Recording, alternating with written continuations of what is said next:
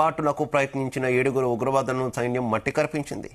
Next ఏం చేయాలనే దానిపై త్రివిధ దళాలతో ప్రధాని మోదీ రివ్యూ చేస్తున్నారు. ఇక ఈ పరిణామాలపై ఇవాళ డిబేట్లో మనం చర్చించబోతున్నాం. నాతో పాటు డిబేట్లో పాల్పంచుకుంటున్నారు ప్రముఖ విశ్లేషకులు మస్తాన్ రావు గారు, అలాగే బీఆర్ఎస్ పార్టీ నుంచి శ్రీనివాసరావు గారు, మరి కాసేపట్లోనే మరో ఎనలిస్ట్ ప్రొఫెసర్ గాలి వినోద్ కుమార్ గారు కూడా మనతో పాటు జాయిన్ అవుతారు. ఇద్దరికి నమస్కారం. ముందుగా మస్తాన్ రావు గారు, మీతో స్టార్ట్ చేస్తున్న సిచ్యువేషన్ చూస్తున్నాం. రెండు దేశాల మధ్య ఎప్పుడైతే మనకి కాశ్మీర్లో అటాక్ జరిగిందో, ప్రత్యేకించి మతాన్ని అడిగి ఏ రకంగా ఉగ్రవాదులు అటాక్ చేశారో, దాని తర్వాత దాని వెనకాల మూలాలు పాకిస్తాన్లో ఉన్నాయని తెలియడం, అప్పటి నుంచి ఇండియా కౌంటర్ అటాక్ చేయడం, ఇదంతా కూడా కంటిన్యూ అవుతున్నటువంటి పరిస్థితి. అండ్ ఈ రోజు తెల్లవారుజాము నుంచి ఒక వార్త కూడా చెక్కలో కొడుతుంది. అఫీషియల్ గా పాకిస్తాన్ సైన్యం కూడా ప్రకటించింది, పూర్తి స్థాయి సైనిక చర్యను తాము భారత్ పై ప్రారంభించాము అన్నట్టు కూడా. ఏం జరగబోతుంది అనుకోవాలి రెండు దేశాల మధ్య? Good morning sir. Zee Telugu ప్రేక్షకులకు, అదేవిధంగా ప్యానల్లో ఇతర పెద్దలకు. ఇప్పుడు మనం 7వ తేదీ తెల్లవారుజామున 1:40 ఏదైతే మనం ప్రారంభించామో ఆపరేషన్ సింధు, అది భారతదేశం స్పష్టంగా చెప్పింది. కేవలం ఉగ్రవాద శిబిరాలను అంతం చేయడానికి మాత్రమే మా దాడులు నిర్దేశించాము. ఆపరేషన్ సింధూర్ అనేది దానికి మాత్రమే సంబంధించింది. ఎందుకంటే పెహల్గాం దాడిలో మీరు ప్రారంభించారు, మా భారత పౌరుల్ని, పర్యాటకుల్ని, అమాయకులైన వాళ్ళని, భార్యలు అయితే భర్తల్ని కిరాతకంగా హత్య చేసిన విధానాన్ని చెప్తూ, వాళ్ళు ఎవరైతే పాక్ ఆక్రమిత కాశ్మీర్ లో కానీ పాకిస్తాన్ లో కానీ ఉన్నారో అక్కడ 5 చోట్ల, ఇక్కడ 4 చోట్ల మొత్తం జైషే మహమ్మద్ కానీ, లష్కర్ ఏ తోయిబా కానీ, ఇంకా ఈ పీపుల్స్ రెసిస్టెంట్ ఫ్రంట్ అన్నారు కొత్తగా. అంటే ఆ రెండింటిని నిషేధించడంతో దీని పేరు చెప్పి వాళ్ళు బహిరంగంగా ప్రకటించారు, మేమే భారతీయ పౌరుని చంపేశాము అని చెప్పేసి ఉన్న పరిస్థితి. ఆ నేపథ్యంలో చూస్తే ఏమైందంటే, పాకిస్తాన్ మా భూభాగం మీద భారత్ దాడి చేయటం అనే దాని మీద నిజానికి అంతర్జాతీయ సమాజానికి చెప్పడానికి మళ్ళీ తిరిగి ప్రతిఘటన ప్రారంభించింది. కానీ భారత్ నిజానికి ఏంటంటే, పెహల్గాం దాడి జరిగిన 2 రోజుల నుంచే యుద్ధం ప్రారంభించిందని చెప్తారు. అంటే ఆపరేషన్ సింధూర్ అనేది ఏదైతే మనము వాళ్ళ క్షిపణులు కానీ, లేకపోతే ఉగ్రవాద స్థావరాల మీద వాయుసేన దాడులు కానీ ఇవన్నీ చూసినందుకు ముందు సింధు జలాల ఒప్పందం నిలిపివేయటం ద్వారా ఒక రకమైన యుద్ధం అనమాట, దానికి ఆ సంకేతాలను పంపింది. ఆ తర్వాత అంతర్జాతీయ సమాజం ముందు పాకిస్తాన్ ఒక ఉగ్రవాద దేశంగా చెప్పడానికి మనం అందరూ దౌత్యపరమైన విధానాలు ఏవైతే ఉన్నాయో అవన్నీ కూడా సద్వినియోగం చేసుకుంటూ అందరికీ తేటతెల్లంగా చెప్తా వచ్చాం. పెహల్గాం దాడిలో పాకిస్తాన్ ఏ విధంగా నిందితురాలు హోదాలో ఉందనేది మనం చెప్తూ వచ్చాం. సో ఆ తర్వాత దానికి IMF రుణాలు, ఎవరైతే అంతర్జాతీయ సంస్థలు రుణాలు ఇస్తున్నాయో వాటి దగ్గర చెప్తా వచ్చాం. ఆ తర్వాత ఐక్యరాజ్య సమితిలో కూడా శాశ్వత భద్రతా దేశాలు మన USA, అదేవిధంగా బ్రిటన్, జర్మనీ, ఫ్రాన్స్, చైనా కూడా వాళ్ళకి ఉన్నప్పటికీ కూడా అది కూడా మాట్లాడలేని స్థితికి తెచ్చాం. సో ఈ విధంగా మనము పాకిస్తాన్ ని పెహల్గాం దాడి తర్వాత ఏకాకిగా మారుస్తూ వచ్చాం. చివరికి మనము హఠాత్తుగా మనమంతా దేశం మొత్తాన్ని సంసిద్ధం చేసి అటు మాక్ డ్రిల్స్ ద్వారా కానీ, మనం ఏదైతే మన వైమానిక స్థావరాలు ఉన్నాయో, సైనిక స్థావరాలు ఉన్నాయో అన్నింటినీ కూడా సెక్యూర్ చేసుకున్న తర్వాత మనం హఠాత్తుగా ఆపరేషన్ సింధూర్ ని ప్రారంభించిన పరిస్థితి. సో ఇప్పుడు పాకిస్తాన్ ఒకవైపు అంతర్యుద్ధం, అంటే పాకిస్తాన్ దేశీయంగా చూస్తేనేమో నిజానికి చూస్తా ఉన్నాం, అక్కడ పార్లమెంట్ సభ్యులు ప్రధాని మీద దొరికినట్టున్నారు, అక్కడ ఉన్న army Asif Munir army chief ఎవరు ఉన్నారు అతని మీద దొరికినట్టున్నారు. మరోవైపు ఇమ్రాన్ ఖాన్ లాంటి వాళ్ళు జైల్లో ఉంటే అక్కడ ఆయన్ని వదిలివేయమని చెప్పేసి లక్ష్మీ కంపెనీ ఒక్క నిమిషం అది చేస్తా ఉన్నారు. ఒక పక్కన బలూచిస్తాన్ రూపంలో కూడా పాకిస్తాన్ లో సవాళ్ళు ఎదురవుతున్న పరిస్థితి. సో ఇప్పుడు ప్రస్తుతం భారత్ చేస్తున్న విధానం కారణంగా అక్కడ ప్రధాన నగరాలు ఏవైతే ఉన్నాయో ఇవాళ చూసాం మనం. రాత్రి కూడా వాళ్ళు పాకిస్తాన్ ఆర్మీ ప్రకటన చూస్తే మాకు 3 వైమానిక స్థావరాల మీద భారత్ దాడులు చేసింది అనేది చెప్తా వచ్చింది. రావిల్పిండి, ముర్షిద్, రఫీక్ ఈ వైమానిక స్థావరాలను ధ్వంసం చేసింది అనేది కూడా ప్రకటించింది. మరోవైపు కరాచీ పోర్టును కూడా భారత్ దాడి చేసింది, చాలా డ్యామేజ్ జరిగిందని చెప్పింది. ఆ తర్వాత ట్వీట్ చేసి దాన్ని తొలగించిన పరిస్థితి. మరోవైపు చూస్తే ఇక్కడ మనకి ఒక డ్రాబ్యాక్ వచ్చేది ఏంటంటే, IMF 100 కోట్ల రుణాన్ని పాకిస్తాన్ కి మంజూరు చేయడం అంటే అప్పటికి మనం చెప్పాం అది ఉగ్రవాద సంస్థకు నిధులు ఇవ్వడానికి చేస్తుంది తప్పితే పాకిస్తాన్ అభివృద్ధికి ఏమాత్రం అది ఉపయోగించట్లేదు, సైనిక కార్యకలాపాలకు మాత్రం అది వినియోగిస్తుందని చెప్పాం. పాకిస్తాన్ కరెన్సీలో చూడాలంటే దాదాపు 28,000 కోట్ల రూపాయలు IMF రుణం ఇస్తుంది. సో ఇవన్నీ కూడా అంటే ఇప్పుడు మొత్తం మనం చేసిన దాన్ని చూస్తే ఒక IMF ఒక్కటే కనిపిస్తా ఉంది. ఏంటి వారికి రుణం అందేలాగా ఆ సంస్థ అంగీకరించింది. సో దాన్ని కూడా ఇంకా అడ్డుకుంటానికి భారత్ ప్రయత్నిస్తూనే ఉంది. మరోవైపు మనం కూడా ఏదైతే ఉన్నాయో ఇప్పుడు మనమేమో వాళ్ళ ఉగ్రవాద స్థావరాల మీద దాడి చేస్తా ఉన్నాం, వాళ్ళు చూస్తేనేమో మన జనావాసాల మీద దాడి చేస్తున్న పరిస్థితి మనం చూసాం. నిన్న మన హోమికా సింగ్ గాని, సోఫియా ఖురేషి గాని, అదేవిధంగా విక్రమ్ మిస్రీ గారు నిన్న ప్రెస్ మీట్ లో చెప్పిన దాని ప్రకారం దాదాపు 26 ప్రాంతాల్లో 400 డ్రోన్లతో దాడి చేయటం, వాటిని మనం విజయవంతంగా తిప్పికొట్టగలిగాం అనేది కూడా చెప్తా ఉన్నాం. Right okay. శ్రీనివాస్ గారు నమస్తే. నా ఆడియో క్లియర్ గా ఉందా మీకు శ్రీనివాస్ గారు? శ్రీనివాస్ గారు, ప్రస్తుత పరిణామాలు చూస్తుంటే మీరేమనుకుంటున్నారు? మీ విశ్లేషణ ఏంటి? ఏ రకంగా నడుస్తుంది అనుకుంటున్నారు మొత్తం వ్యవహారం అంతా? మొట్టమొదటి జీనియస్ వీక్షకులకు, అక్కడ ఉన్నటువంటి మస్తాన్ రావు గారికి, మీకు రాబోయే ప్రొఫెసర్ గాలి వినోద్ కుమార్ గారికి అందరు కూడా నమస్తే.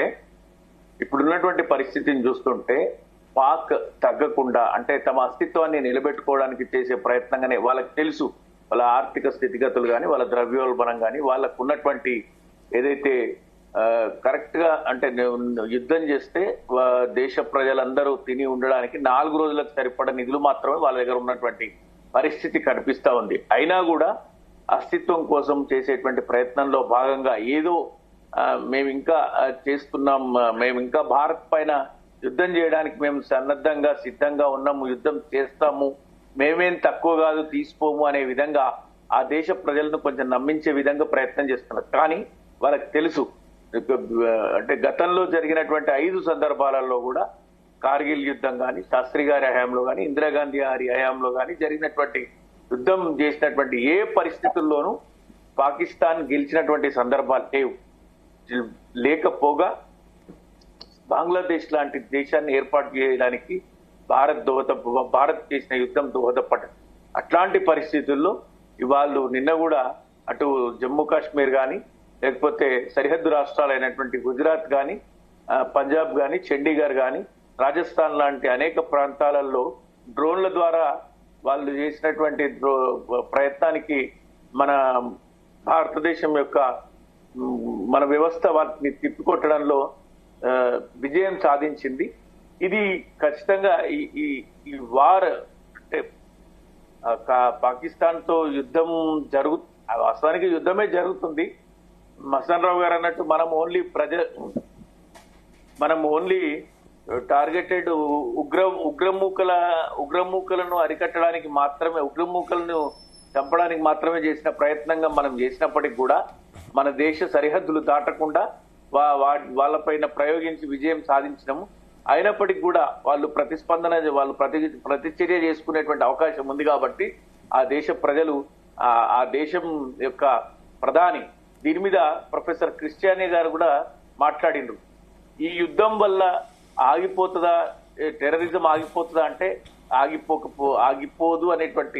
ఆగిపోదు. ఇది మళ్ళీ ఉత్పన్నమవుతుంది. ఎందుకంటే అక్కడ ఉన్నటువంటి ISI, అక్కడ ఉన్నటువంటి సైన్యం వాళ్ళను పెంచి పోషించి వాళ్ళకు రుణాలను అంటే వాళ్ళకు కావాల్సినటువంటి డబ్బునిచ్చి వాళ్ళని ముందుకు తీసుకెళ్తుంది. కాబట్టి ఇది ఇప్పటితోనే ఆగిపోదు, ఇంతటితోనే ఆగిపోదు అనేటువంటి విషయం మనకు ప్రస్ఫుటం అవుతుంది అనమాట.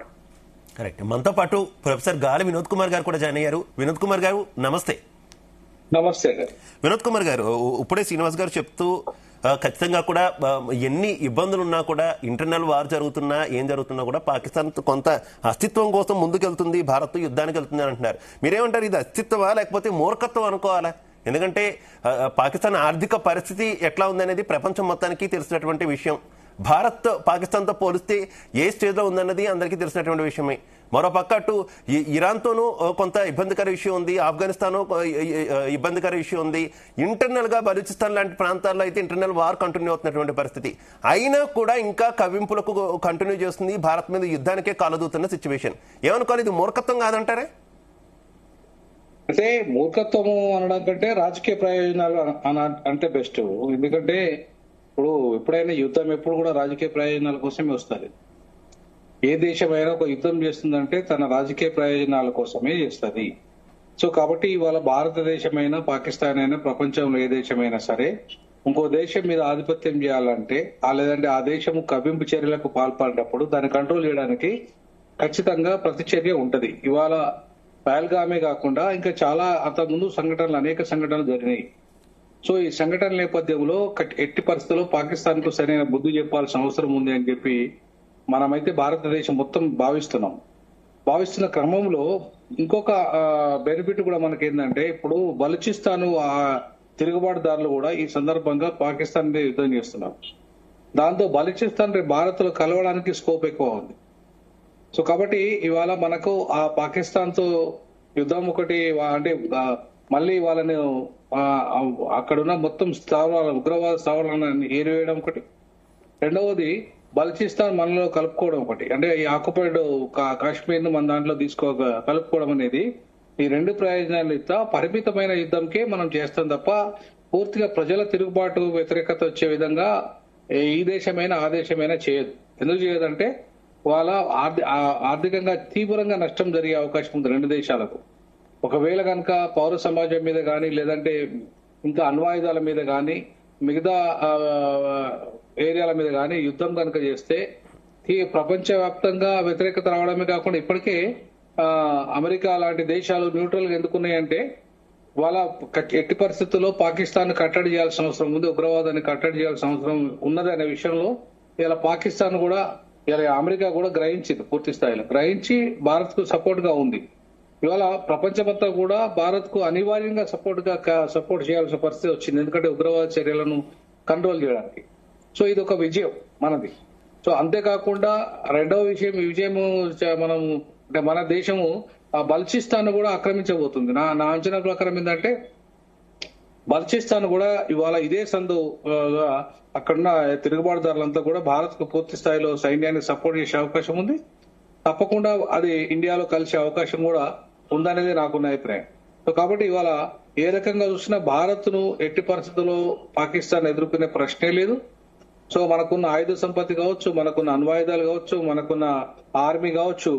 సో కాబట్టి మనల్ని బీట్ చేసే పరిస్థితి మొత్తంగా పాకిస్తాన్ కు లేదనే విషయం స్పష్టంగా తెలుసు. పాకిస్తాన్ కూడా ఇవాళ మొత్తం ఎవరైతే ఈ డిఫెన్స్ నిపుణులు చెప్తున్న మాట ప్రకారం ఏంటంటే పాకిస్తాన్ అనే దేశము ఎట్టి పరిస్థితుల్లో భారత్ ను ఏ రకంగా చూసినా సరే, ఎందుకంటే ఇవాళ అమెరికా ఏ దేశాన్ని అయితే సపోర్ట్ చేస్తుందో మాక్సిమం ఆ దేశము ఇవాళ గెలిచే అవకాశం ఎక్కువ ఉంటుంది. ఎందుకంటే అమెరికా ఇవాళ మొత్తం ప్రపంచంలో ఉన్న అన్ని దేశాల అగ్రదేశాలు అన్నిట్లలో ఒక ఆధిపత్య దేశంగా ఉంది. కాబట్టి ఇవాళ ఆ దేశం మనకు అండగా ఉండడమే కాకుండా ఇజ్రాయెల్ లాంటి దేశాలు కానీ ఇవన్నీ కూడా ఇప్పుడు ఇజ్రాయెల్ కూడా మనకు అండగా ఉంది. సో కాబట్టి ఇవాళ చైనా మనల్ని ఏం చేసే పరిస్థితి ఉండదు. చైనా కూడా ఇవాళ ఉగ్రవాదాన్ని డైరెక్ట్ గా పెంచి పోషిస్తే ప్రపంచవ్యాప్తంగా చైనాకు చెడ్డ పేరు రావడమే కాకుండా చైనా ఏకాకి అయిపోతుంది, ఒంటరి అయిపోతుంది. కాబట్టి చైనా ఒంటరి చేసుకోదు, ఎందుకంటే చైనాకు అన్ని దేశాలతో వ్యాపార వాణిజ్య ఒప్పందాలు ఇవన్నీ అమెరికాతో ఉన్నాయి, ఇండియాతో ఉన్నాయి.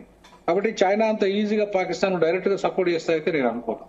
రైట్ మస్తాన్ రావు గారు, ఎప్పుడైతే నిన్న రాత్రి కూడా పాకిస్తాన్ భారత్ కు సంబంధించినటువంటి పలు ప్రాంతాల మీద డ్రోన్లతో అటాక్ చేసినటువంటి సిచ్యువేషన్, మొన్న నైట్ కూడా జరిగినటువంటి ఏకంగా 400కు పైగా డ్రోన్లతో అటాక్ చేశారు అంటూ కూడా మన సైనిక అధికారులు కూడా స్పష్టం చేశారు.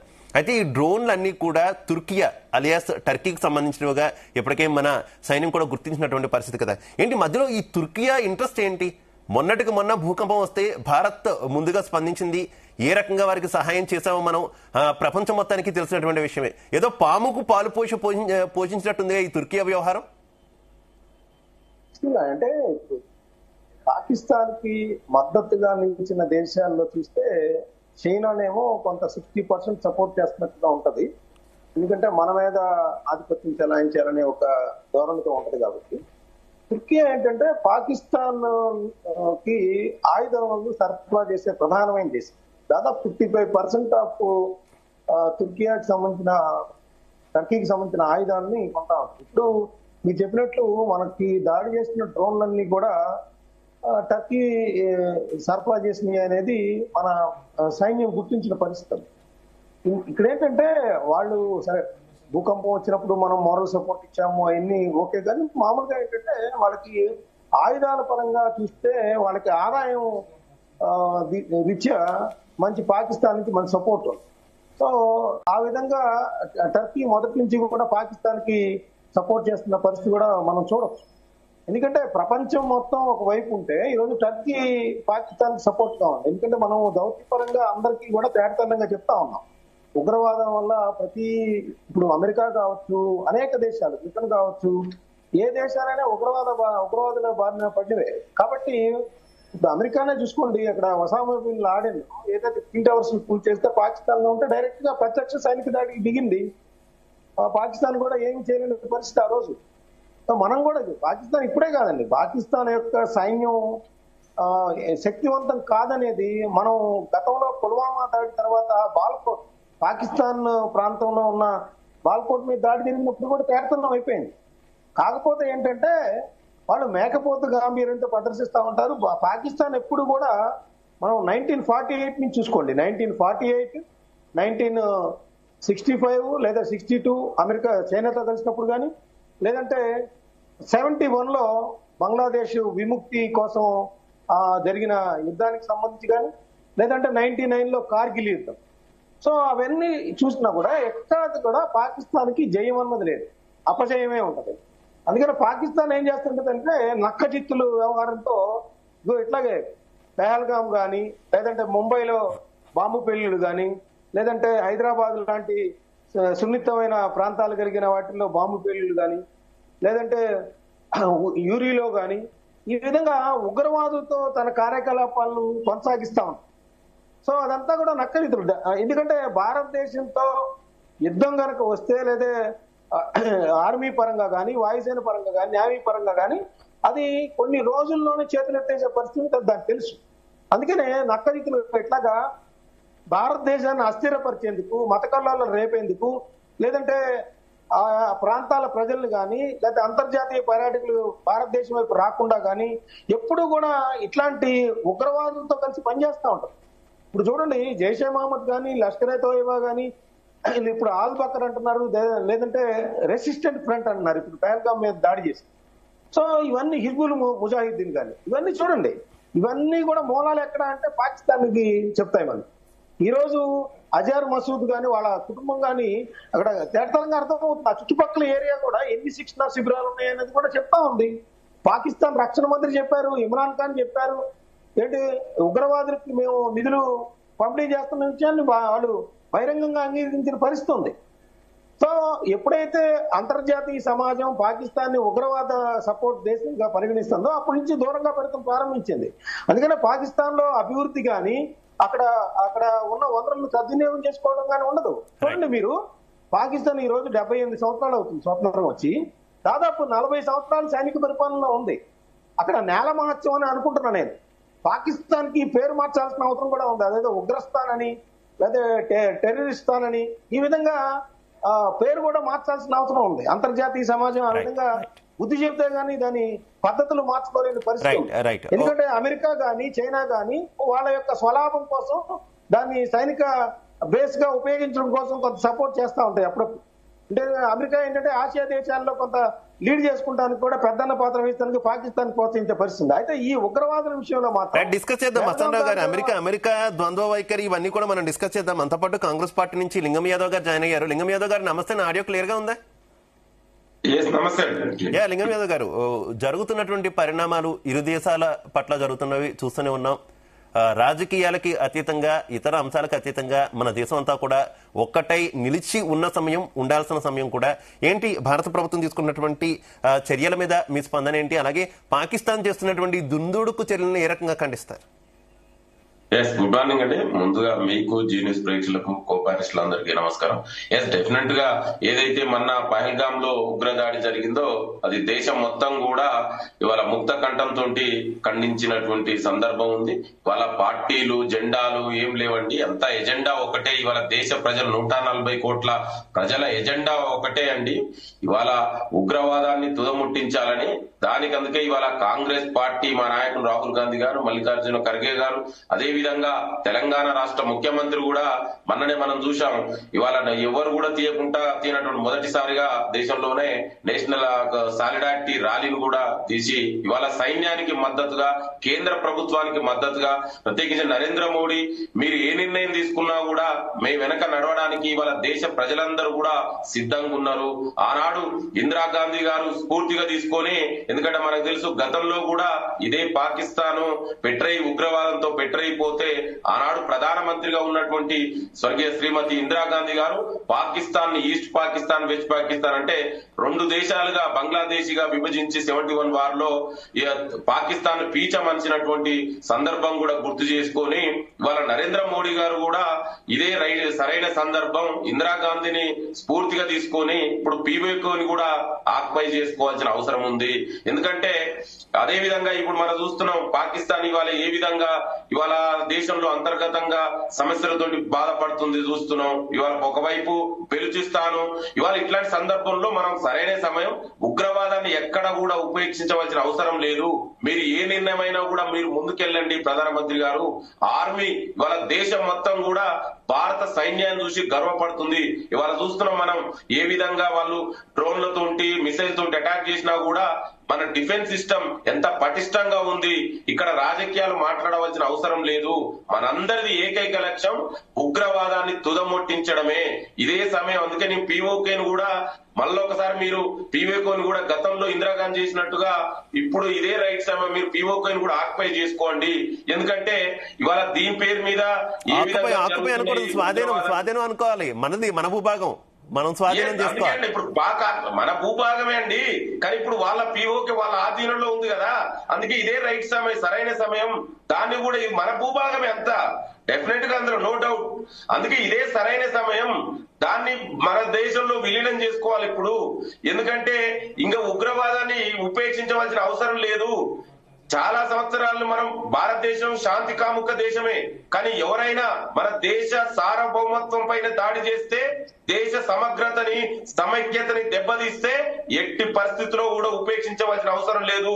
ఇవాళ దీంతో పాటు ఇవాళ అంతర్జాతీయ సమాజం ముందు కూడా పాకిస్తాన్ ని చేస్తున్నటువంటి దుర్మార్గాలను ఎండగట్టవలసిన అవసరం ఉంది. ఎందుకంటే వాళ్ళు ఏ విధంగా ఉగ్రవాదాన్ని పెంచి పోషిస్తున్నారో ప్రపంచ సంస్థలకు, వివిధ దేశాలకు కూడా చెప్పి వాళ్ళందరి ముందు ఇవాళ దోషిగా ఇవాళ పాకిస్తాన్ ని నిలబెట్టవలసిన అవసరం కూడా ఉంది. ఎందుకంటే ఉగ్రవాదం అనేది ఎప్పటికైనా ముప్పే అండి. దానికి మతము, రంగు అవి ఏముండయి ఉగ్రవాదానికి. ఉగ్రవాదం ఇస్తే ఉగ్రవాదం, దాన్ని తుదముట్టించడమే మన అంతిమ లక్ష్యం కావాలి. ఇంకొకసారి ఎవరు కూడా ఈ దేశం పైన, ఈ దేశ సార్వభౌమత్వం పైన కన్నెత్తి చూడకుండా కూడా చేయవలసినటువంటి అవసరం ఉంది. అందుకే ఇవాళ పార్టీలు లేవు. మన అందరం కూడా భారతీయులందరూ కూడా ఈ భారత సైన్యానికి అండగా ఉంది. మీరు ఏ నిర్ణయం తీసుకున్నా మేమందరం కూడా మీకు మద్దతుగా ఉంటాం అనేది ఇవాళ ఇక్కడ మేమందరం కూడా ఇవాళ ఇక్కడ దేశాలు, ఇక్కడ రాష్ట్రాలు, ప్రాంతీయ పార్టీలు, జాతీయ పార్టీలు అని లేవండి. అందరం కూడా భారతీయ. ఓకే లింగం యాదవ్ గారు. ఓకే శ్రీనివాస్ గారు, కొద్దిసేపటి క్రితమే మనకు అందుతున్న తాజా సమాచారం, పాకిస్తాన్ ప్రధానమంత్రి ఆ దేశంలో అణ్వాయుధాలకు సంబంధించి పాలసీ మీద నిర్ణయం తీసుకునేటటువంటి ఎన్సీఏతో భేటీ అయ్యారనేటటువంటి వార్తలు వస్తున్నటువంటి పరిస్థితి ఏంటి? ఇదంతా కూడా కొంత బెదిరింపు ధోరణికి దిగుతుంది అనుకోవాలా పాకిస్తాన్? అంటే మా దగ్గర అణ్వాయుధాలు ఉన్నాయి, మేము ఏదైనా చేస్తాము, ఏదైనా చెయ్యగలము అనేటటువంటి ఒక బెదిరింపు ధోరణికి దిగుతుంది అనుకోవాలా? కానీ భారత్ దగ్గర కూడా అణ్వాయుధాలు ఉన్నాయి అనేటువంటి విషయాన్ని ఎందుకు మర్చిపోతుంది? వాస్తవానికి ఏమంటే వాళ్ళు, మీరు అన్నారు అస్తిత్వం కాదు అది మూర్ఖత్వం అని. నిజంగా వాళ్ళు అస్తిత్వంతో పాటు మూర్ఖత్వం కూడా వాళ్ళకి ఎక్కువ.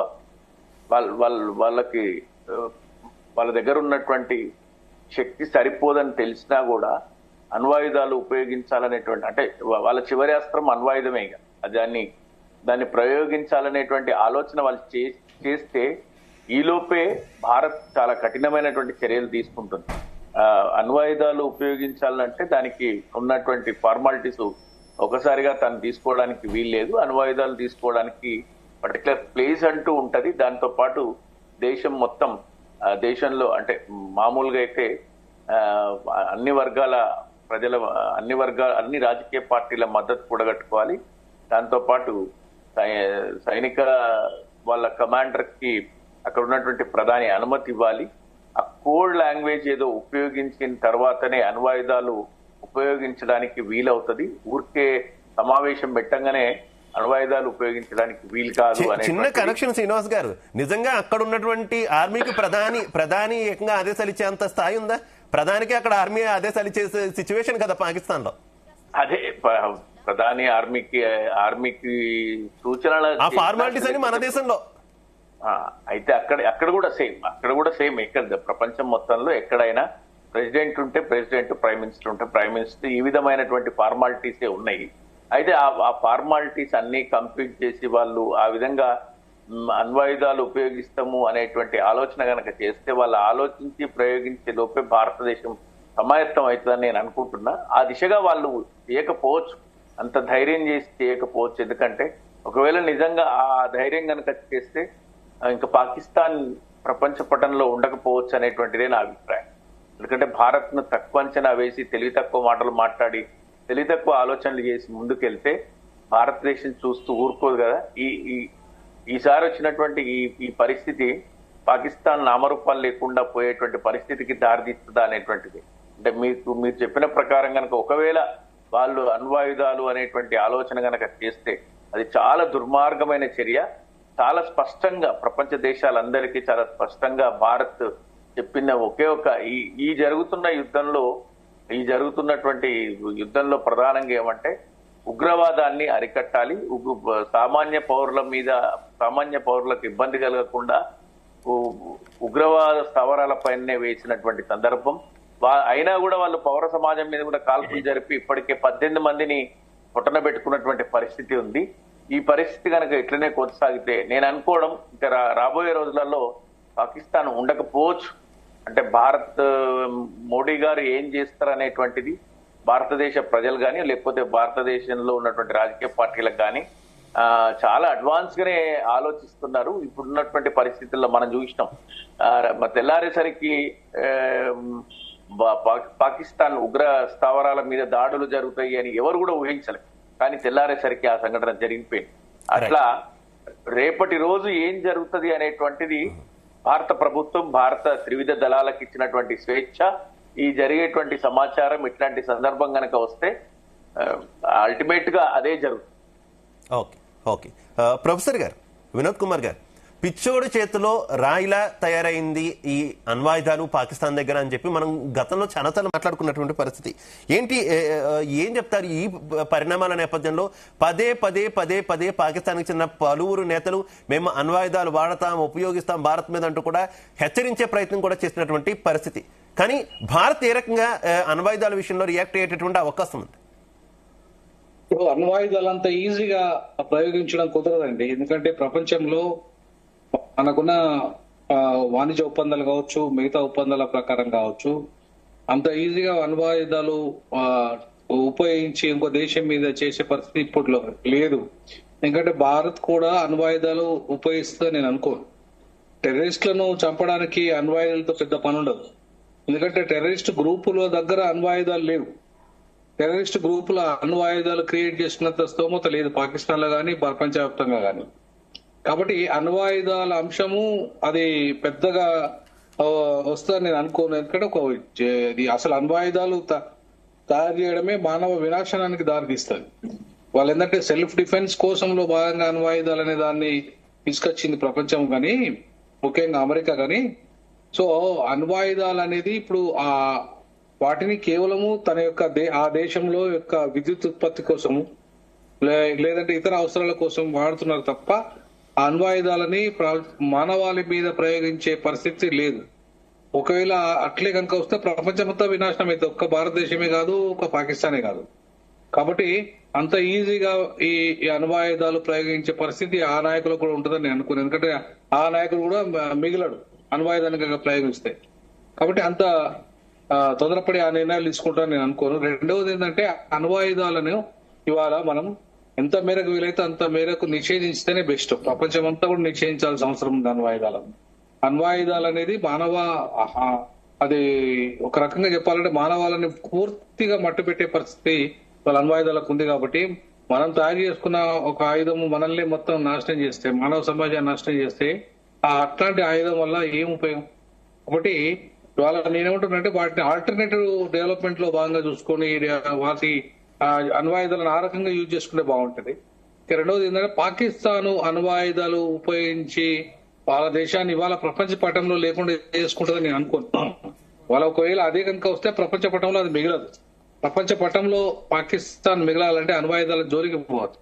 అణ్వాయుధాలు అనే అంశము ఎట్టి పరిస్థితుల్లో మనల్ని భయపెట్టడానికంటే కూడా వాళ్ళ అస్తిత్వం పూర్తిగా దెబ్బతీసుకున్న విధంగా ఒకవేళ వాళ్ళు కనుక ప్రయోగిస్తే ఆ రకమైన పరిస్థితి వస్తుంది. అది జరుగుతుందని అయితే నేను అనుకోను. ఎందుకంటే వాళ్ళ ఆర్థిక పరిస్థితి పూర్తిగా సర్వనాశనమై కూర్చున్నది. ఇవాళ ఈ యుద్ధం చేయడమే ఎక్కువ, పబ్లిక్ అటెన్షన్ డైవర్ట్ చేయడానికి. సో కాబట్టి అది పాకిస్తాన్ అయినా ఇండియా అయినా ఎట్టి పరిస్థితుల్లో ఇంత తొందరగా యుద్ధాన్ని బంద్ చేసుకొని అంత తొందరగా ఉగ్రవాద చర్యల వరకే పరిమితం అయితే బాగుంటది. అంతేగాని ఇంకా దాని యుద్ధాన్ని అట్లనే పొడిగించుకుంటూ పోతే ఇప్పుడు మొత్తం రష్యా గానీ అటు జెలెన్స్కీ యుక్రెయిన్ గానీ ఈ మొత్తం సర్వనాశనమయ్యే పరిస్థితికి వచ్చేసింది యుక్రెయిన్ అయితే. కాబట్టి వాళ్ళ యుక్రెయిన్ అనే దేశం రేపు మళ్ళా ప్రపంచ పటంలో లేకుండా పోయే పరిస్థితి వచ్చేసింది ఇప్పటికే. కాబట్టి ఇప్పటికే ఆ యుద్ధం అక్కడ మానేసే పరిస్థితి వచ్చేసింది. రష్యా కూడా వచ్చేసింది. రష్యా అంత డెవలప్ కంట్రీ అయినా సరే. కాబట్టి ఏ దేశమైనా యుద్ధం అనే దాంట్లో చాలా వినాశనం దారితీస్తుంది. ఇవాళ అమెరికా యుద్ధాన్ని కోరుకోవడం లేదు. ఎందుకంటే అమెరికా పూర్తిగా యుద్ధాల వల్ల నాశనం అయిపోయింది. యుద్ధాల వల్ల ఆయుధాలు అమ్ముకుంది కావచ్చు, కానీ అంతకంటే ఎక్కువ నాశనం అయిపోయింది అమెరికా. కాబట్టి ఇవాళ అమెరికా కూడా తొందరగా యుద్ధాలను ప్రోత్సహిస్తుందని అనుకోను. ఈ యుద్ధాన్ని కూడా ఆపడానికే ప్రయత్నం చేస్తానని అనుకుంటా. సో ఇవాళ ఆ దిశగా ప్రపంచమంతా కూడా అమెరికా గాని భారత్ గాని యుద్ధాలను ఆపే ప్రోగ్రామ్ లో ఉండాలి.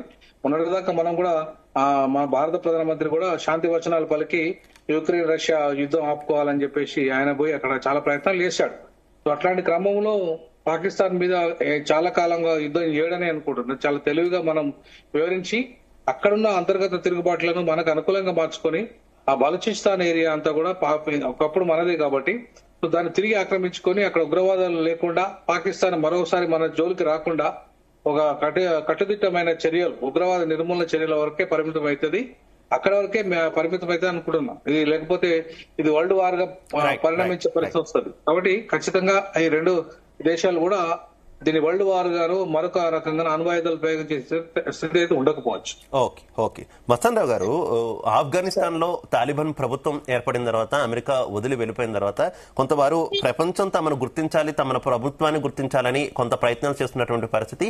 అలాగే ఎవరైతే ఈ తాలిబాన్లను పెంచి పోషించారో తమ అవసరాల కోసం, ప్రస్తుత పాకిస్తాన్ కూడా ఇబ్బందికర పరిస్థితి అక్కడ ఆఫ్ఘన్ ప్రభుత్వం నుంచి, ఆఫ్ఘన్ దళాల నుంచి కూడా ఎదుర్కొన్న సిచ్యువేషన్ మనం చూస్తున్నాం. ఏంటి ప్రస్తుతం పూర్తి స్థాయి యుద్ధం గనక భారత్ పాకిస్తాన్ మధ్య కంటిన్యూ అయితే ఆఫ్ఘన్ సహకారం భారత్ కు ఎంతవరకు ఉండే అవకాశం ఉందనుకోవాలి? భారత్ ఎంత మేరకు తాలిబాన్ ప్రభుత్వం నుంచి సహాయం తీసుకునే అవకాశం ఉందనుకోవాలి? ఇప్పుడు ఆఫ్ఘనిస్తాన్ లో తాలిబాన్ ప్రోత్సహించింది ఖచ్చితంగా పాకిస్తాన్, వారికి ఆయుధాలు ఇవ్వడంలో కానీ దానిలో ఎటువంటి సందేహం లేదు.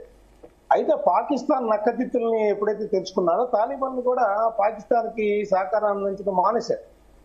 సో ఇప్పుడు బలూచిస్తాన్ పరిస్థితి, పక్కనున్న ఆఫ్ఘనిస్తాన్ తాలిబాన్లు రాజ్యం అలానే ఉంది. అదేవిధంగా పక్కన ఇరాన్ కూడా పాకిస్తాన్ కి ఏమాత్రం సహకరించట్లేదు. సో మిసైల్ వేసుకున్న సిచ్యువేషన్ ఉంది. అదే భారత్ కి కలిసి వచ్చే అంశాలు.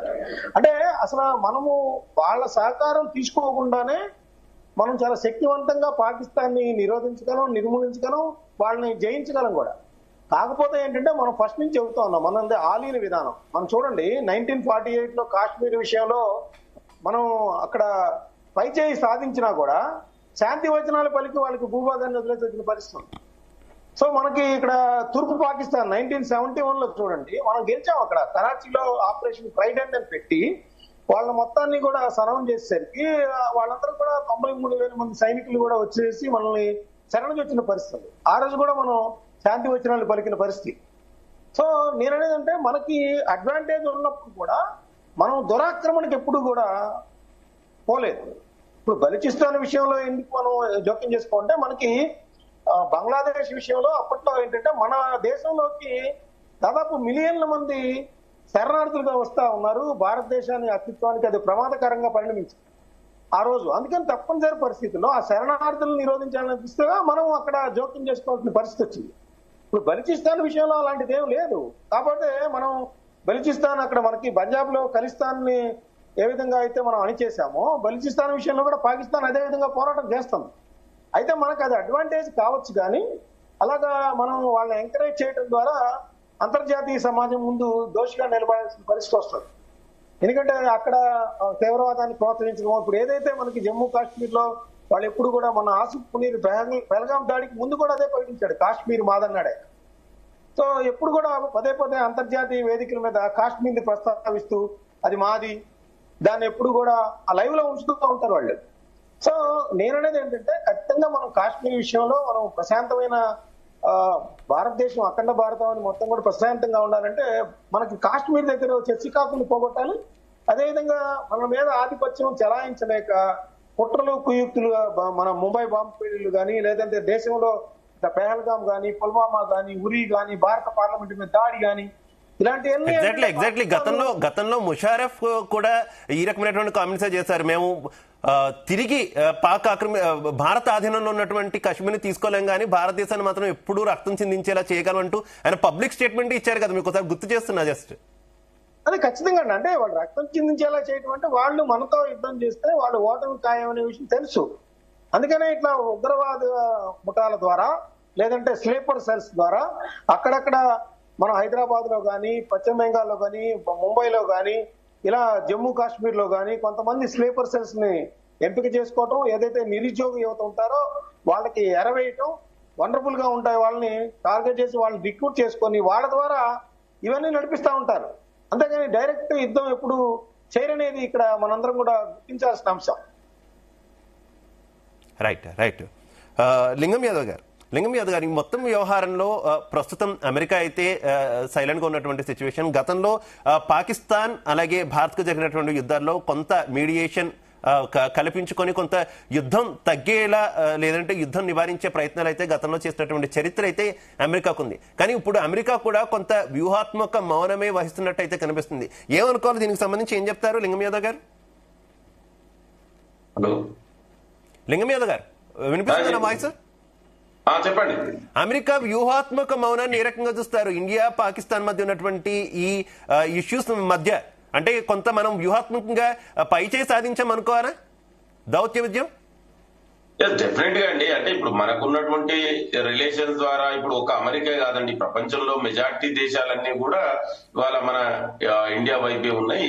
అయితే అమెరికా కూడా గతంలో పాకిస్తాన్ కి చేసింది సపోర్ట్ చేసింది అనేది నిజం. కానీ ఇప్పుడున్న పరిస్థితుల్లో ఇవాళ భారత్ కే ఎక్కువగా సపోర్ట్ చేసే ఛాన్స్ కూడా ఉన్నాయి. ఇవాళ చాలా దేశాలు అట్లా కూడా ఇప్పుడు యూరోప్ లో కూడా మెజార్టీ దేశాలు ఒక టర్కీ తప్ప మిగతా ఇప్పుడు ఓపెన్ గా పాకిస్తాన్ కు సపోర్ట్ చేసే దేశాలు ఇప్పుడు అజర్బైజాన్, టర్కీ, ఆబ్వియస్లీ గా పక్కనే ఉన్నటువంటి చైనా తప్ప మిగతా దేశాలు ఏవి కూడా ఇవాళ ఓపెన్ గా పాకిస్తాన్ కు సపోర్ట్ చేసే పరిస్థితిలో లేదు.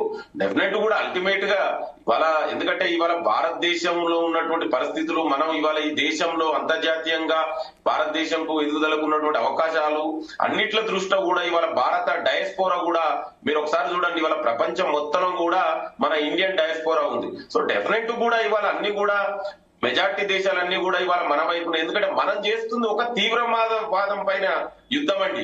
ఇవాళ మనం ఎక్కడ కూడా ఏదో ఇప్పుడు దురాక్రమణ చేసి ఏదో చేయాలని చేయట్లేదు. భారతదేశం ఎప్పుడు కూడా మొదటి నుంచి కూడా మన మీద అటాక్ చేస్తే తప్ప మనం రిటాలియేషన్ చేసిన తప్ప మనం ఎక్కడ కూడా ఎవరి మీద అటాక్ చేయట్లేదు. ఇవాళ ఉగ్రవాదాన్ని పెంచి పోషిస్తుంది ఎవరు అనేది అందరికీ తెలుసు. డెఫినెట్ కూడా దాన్ని అందుకే నేను చెప్తున్నా, ఇవాళ మన దేశం కూడా ఇప్పుడున్న పరిస్థితుల్లో ప్రపంచం ముందు కూడా పాకిస్తాన్ చేస్తున్నటువంటి తీవ్రవాదాన్ని ఏ విధంగా ఎంకరేజ్ చేస్తుంది దాన్ని కూడా అంతర్జాతీయ సమాజం ముందు కూడా పెట్టవలసిన అవసరం ఉంది. డెఫినెట్ కూడా ఇవాళ ప్రపంచం మొత్తం కూడా ఇవాళ అన్ని దాదాపు మెజార్టీ దేశాలు కూడా తీవ్రవాదంతో చాలా నష్టపోతున్నాయి. సో తీవ్రవాదాన్ని ఏ రూపంలో ఉన్నా ఎక్కడున్నా కూడా అణచివేయాల్సిన అవసరం ఉంది. సో ఎందుకంటే ఇవాళ అమెరికా కూడా విక్టిమే కండి, అమెరికా కూడా విక్టిమే జరిగింది. సో అట్లా మెజార్టీ దేశాలన్నీ కూడా తీవ్రవాదంతో నష్టపోయిన దేశాలే. అందుకే ఇవాళ అన్ని కూడా తీవ్రవాదాన్ని అంతమొందించాలని ఏదో కొన్ని దేశాలు తప్ప మెజార్టీ దేశాలన్నీ కూడా. ఇంకొకటి ఇవాళ చైనా కూడా అనుకుంటున్నారు, చైనా కూడా రేపు భవిష్యత్తులో పాకిస్తాన్ తోటి ముప్పే అండి. ఎందుకంటే ఇవాళ చైనా బార్డర్ లో ఉన్నటువంటి ప్రావిన్స్ లో అక్కడ ఉన్నటువంటి కొన్ని అక్కడ దాళ్ళకు కూడా ముప్పే అది. వాళ్ళైతే ఇప్పుడున్న జియో పాలిటిక్స్ లో భాగంగా వాళ్ళు పాకిస్తాన్ సపోర్ట్ చేస్తున్నారు అంతే తప్ప వాళ్ళకు కూడా రేపు పాకిస్తాన్ తోటి ముప్పే ఉంది భవిష్యత్తులో చైనాకు. సో అది కూడా వాళ్ళు గుర్తెలుగారు. అందుకే ఇవాళ భారతదేశం నేను ఏమంటున్నట్టే మనం కూడా ఇవాళ ప్రపంచంలో వివిధ ప్లాట్ఫామ్స్ ఉన్నాయి, అక్కడ మనం వాయిస్ కూడా వినిపించి పాకిస్తాన్ ని దోషిగా అంటే వాళ్ళు ఏ విధంగా ఈ ఉగ్రవాదాన్ని పెంచి పోషిస్తున్నారు, ఏ విధంగా అమాయకమైనటువంటి పౌరులని చంపుతున్నారు, ఇవన్నీ కూడా ప్రపంచము వేదికల ముందు పెట్టవలసిన అవసరం ఉంది. డెఫినెట్ కూడా ఇవాళ అందరూ కూడా తీవ్రవాదాన్ని ఉగ్రవాదాన్ని అణచివేయాలండి. అందులో ముక్త కట్టంతో తీవ్రవాదాన్ని ఏరివేయాలి. దీంట్లో ఏ దేశము మినహాయింపు కాదు, అన్ని దేశాలు విక్టిమే అయినాయి. సో అందుకే ఇవాళ ఏదైతే ఇవాళ పాకిస్తాన్ మళ్ళా ఏదో వాళ్ళు వక్రబుద్ధితోటి ఇట్లాంటి ఎన్ని చేసినా కూడా భారత సైన్యం భారత ప్రభుత్వం ఇవాళ 140 కోట్ల మంది ప్రజలు వాళ్ళ వెనుక ఉన్నారు. వాళ్ళ నిర్ణయం ముందు వాళ్ళు ఏ నిర్ణయం తీసుకున్నా కూడా మనం అందరం కూడా సపోర్ట్ గానే ఉంటాం.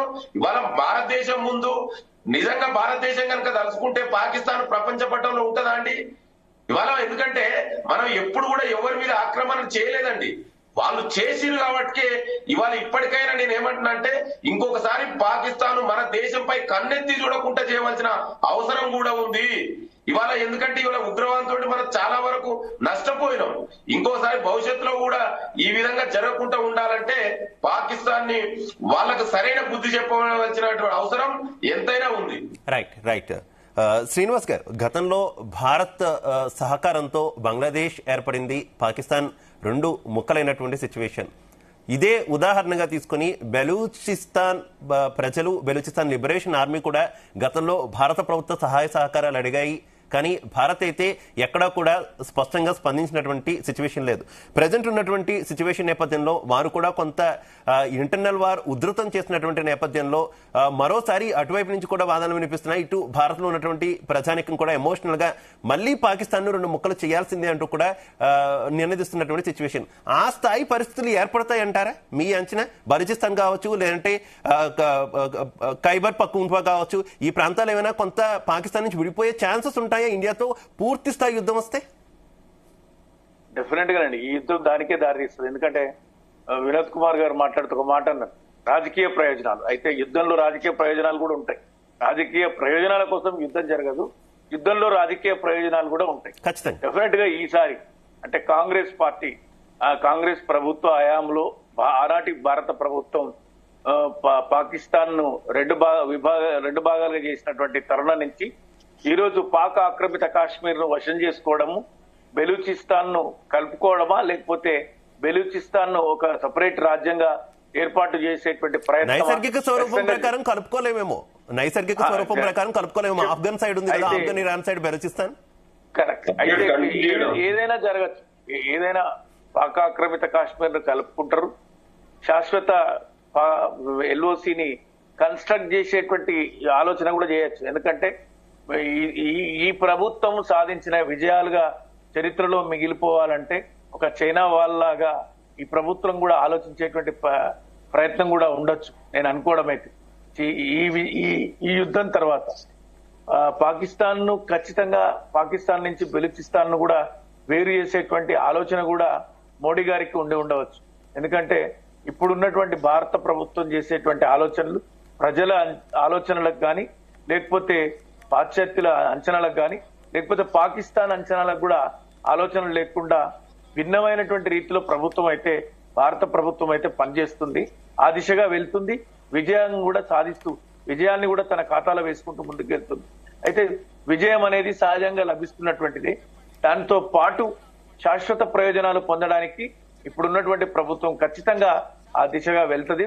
మోదీ గారు ఆ ప్రయత్నాలు చేయకుండా ఉండరు. ఎక్కడ ఏ మాత్రం ఏ అవకాశం వచ్చినా కూడా రాజకీయ ప్రయోజనాలు, రాజకీయ లబ్ధి పొందేటువంటి ప్రయత్నాలు ఖచ్చితంగా జరిగి తీరుతాయి. Right right. వినోద్ కుమార్ గారు, అమెరికా వ్యవహారంలో కొన్ని కామెంట్స్ వినిపిస్తున్నటువంటి పరిస్థితి.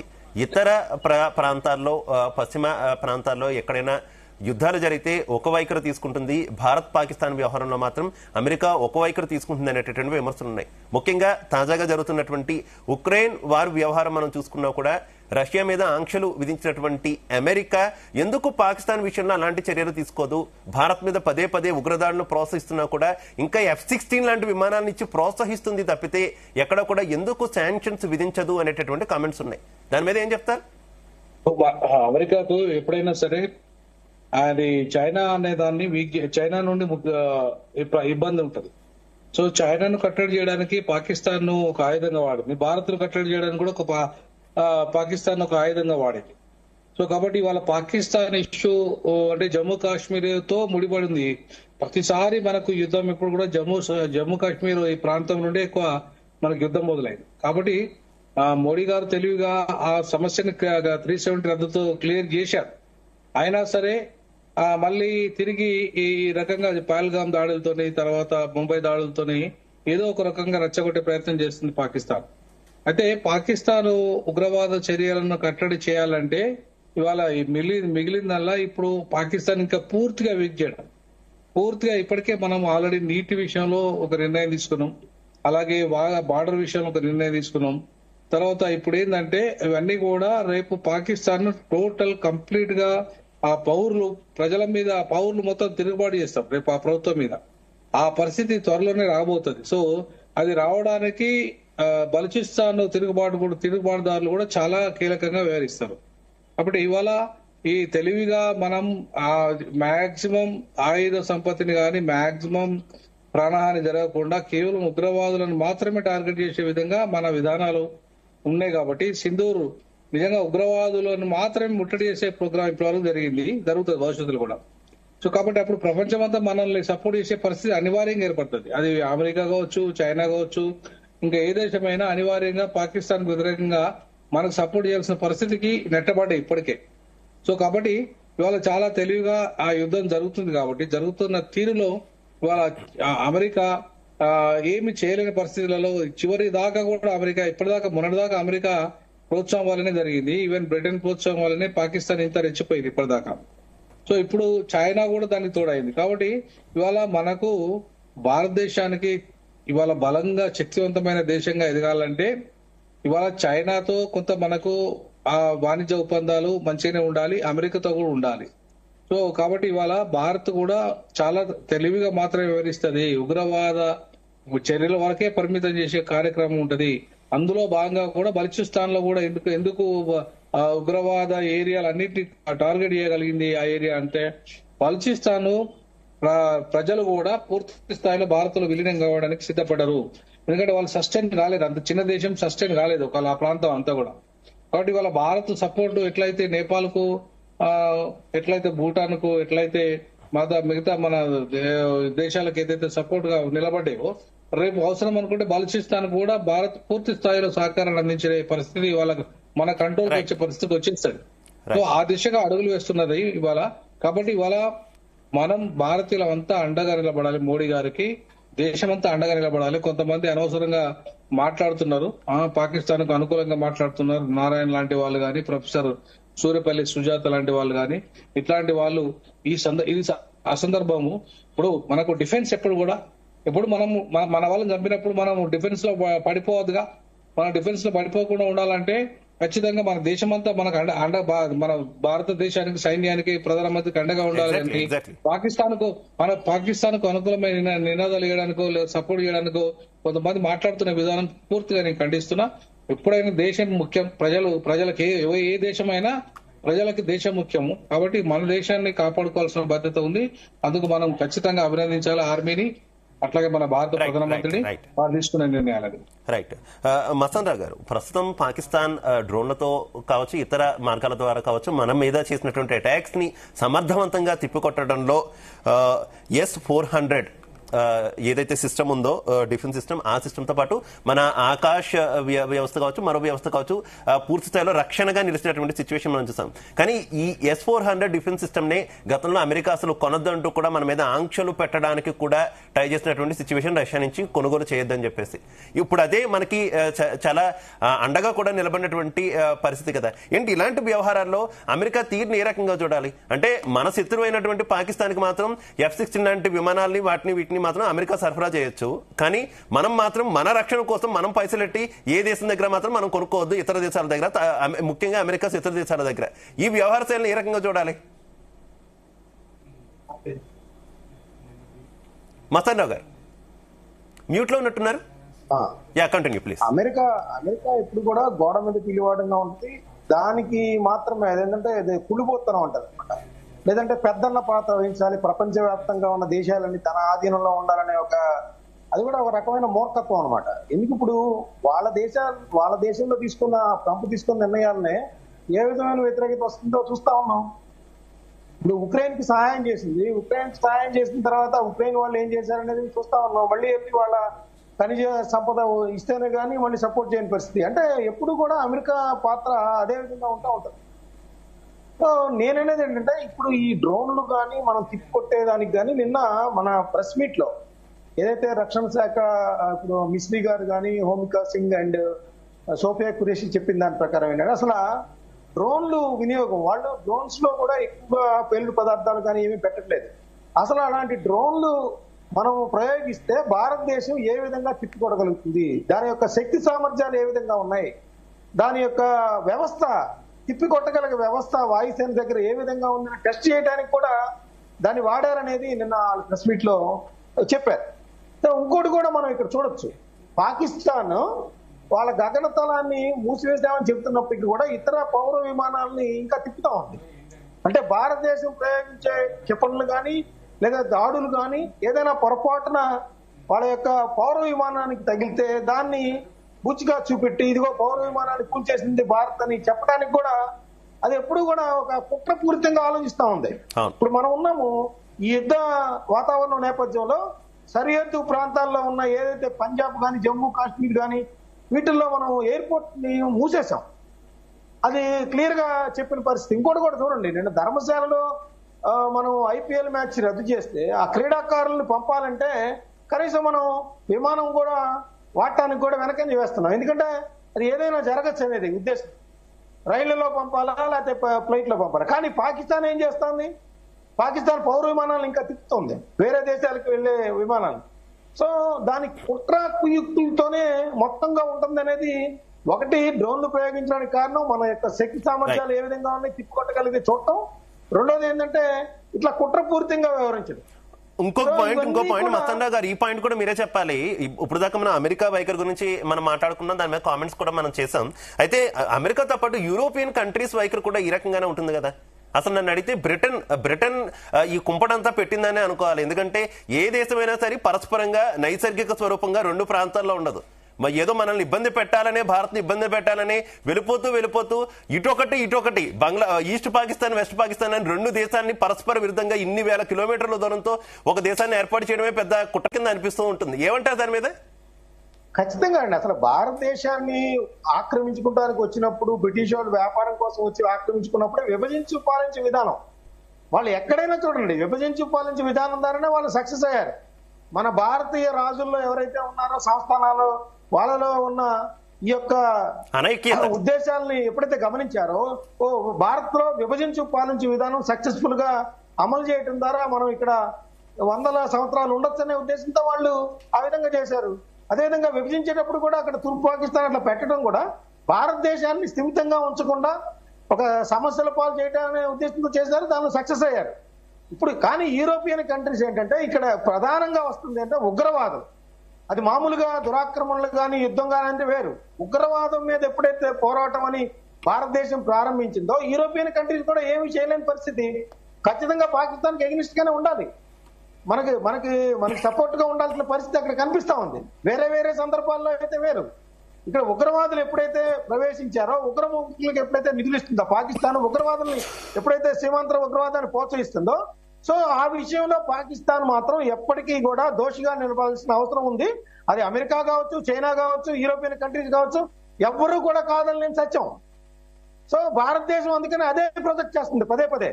ఉగ్రవాద దేశంగా ప్రకటించాలి పాకిస్తాన్ అనేది కూడా మనం అంతర్జాతీయ వేదిక డిమాండ్ చేస్తానికి కారణం కూడా అదే. సో ఖచ్చితంగా దాని నుంచి ఆ మచ్చ నుంచి ఎప్పుడు కూడా తప్పించుకోలేదు భారతదేశం. కానీ ప్రకటించరుగా ఉగ్రవాద దేశంగా అయితే పాకిస్తాన్ ప్రకటించరు. ఇప్పటికీ స్టిల్ యూరోపియన్ కంట్రీస్, అమెరికా ఇవన్నీ కూడా ఉగ్రవాద బాధిత దేశంగా పాకిస్తాన్ చూస్తున్నాయి. అక్కడ కూడా ఆ దేశాల యొక్క ద్వంద్వ ప్రమాణాలు ఏంటో మనకు అర్థమవుతున్నటువంటి పరిస్థితి. Yeah right. Thank you so much Mastan Rao గారు, thank you so much Srinivas గారు, థ్యాంక్ యూ సో మచ్ గాలి వినోద్ కుమార్ గారు, థ్యాంక్ యూ సో మచ్ లింగం యాదవ్ గారు. అందరికీ కూడా ధన్యవాదాలు డిబేట్ లో పాల్పంచుకున్నందుకు. ఓవరాల్ గా చూసుకుంటే సరిహద్దుల్లో అయితే ఇంకా తీవ్ర ఉద్రిక్త పరిస్థితులు అయితే కంటిన్యూ అవుతున్నటువంటి పరిస్థితి. అటు పాకిస్తాన్ మాత్రం